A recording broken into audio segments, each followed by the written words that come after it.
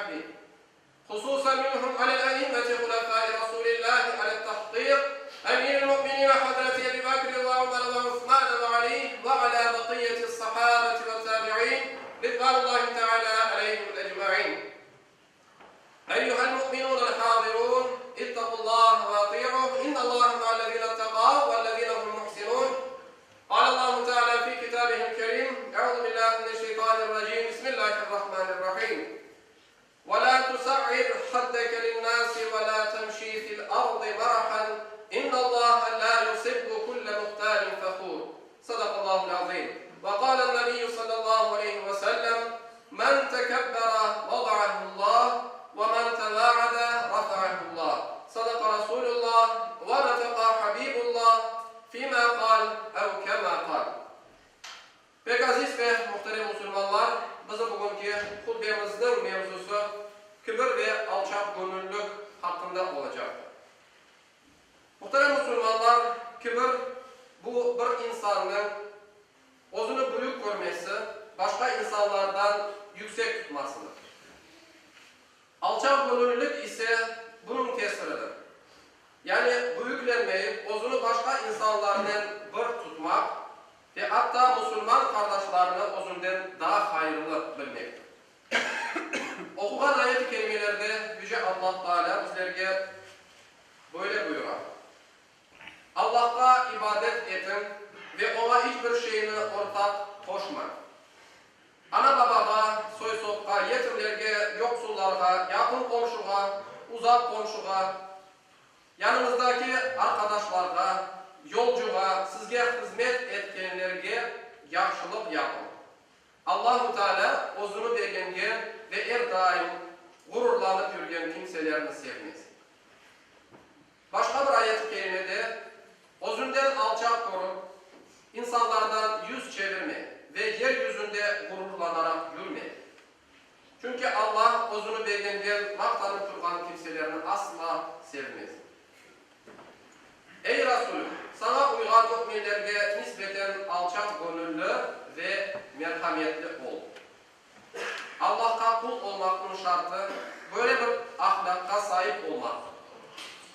Kaba saba, aksız, zalim, kımcı, herkesle fenalık etken kimseler yalnız bazı ibadetlerini yapmakla Allah-u Teala katında makbul bir kul olamazlar. Sevgili Peygamberimiz Muhammed Mustafa sallallahu aleyhi ve sellem Efendimiz bu hakta bizlerge böyle buyurar.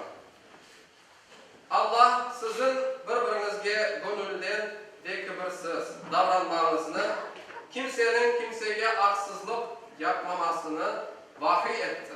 Yani bildirdi. Cehennemge kirgenlerini sizge haber vereyim buyurmuş sevgili Peygamberimiz. Onlar katı yürekli, mallarını hayırdan saklagan kibirli kimseler. İslam'ın gayesi insanlarını birbirinden kaynaştırmak, tınçlık ve samimilik içerisinde yaşamalarını teminlemektir. Ama cemiyette çeşit tabiatlı insanlar var. Ve bazı yaramay tabiatlarını taşıyan insanlar bu tınçlık ve saadetke mani olurlar. Kibir özünü beğenmek ve maktanıp yürümek bu bir hastalıktır. Bu ya aşağılık duygusu ya da cahilliknin aldatmakның bir neticesidir.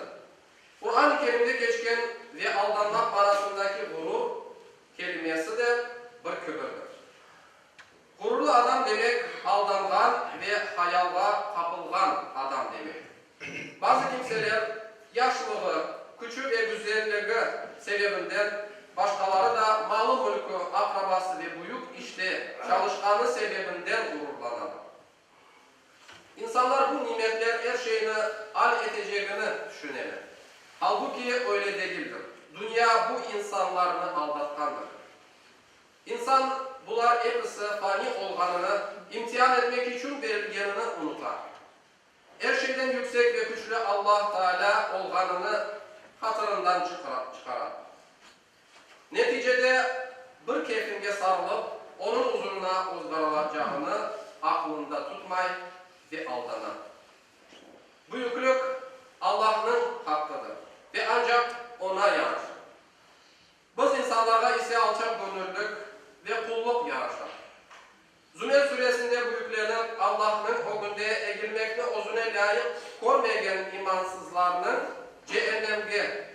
şeyleri hakkında haber verilir.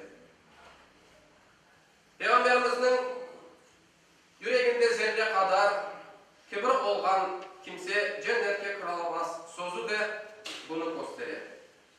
Elbette ki imansızların ve zalimlerin o günde egilmek ve hor vaziyetke düşmek olmaz. Alçak gönüllülükle alçaklıkla karıştırmamak gerek. Hutbemizin karşıda okularım Peygamber Efendimiz'in sözünden inşallah hutbemizi bitirmek isteyeyim. Kim büyüklense Allah-u Teala onu alçaltır. Kim de alçak gönüllü olsa Allah-u Teala onu yükseltir. Allah-u Teala bütün Müslümanlarını birbirine nispeten alçak gönüllü ve merhametli kılsın. İmansız ve zalimlere karşı ise kuvvetli ve tek vücut alına getirsin. Ala inna ahsanal kelam ve ablağ nizam kelamullahil melikil azizil allam kema qala Allahu tebareke ve teala fil kelam ve izâ kuli'al Kur'anu festemi'û leh ve ansitû leallekum turhamûn.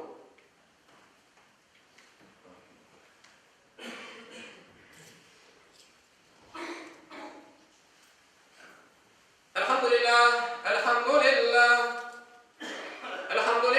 hamdan kamilina ve salatu ve selamu ala Resulina Muhammedin ve ala alihi ve sahbihi ecma'in.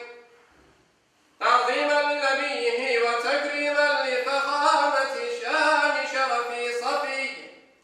فقال عز وجل من قائل مخبرا وآمرا إن الله وملائكته يصلون على النبي يا أيها الذين آمنوا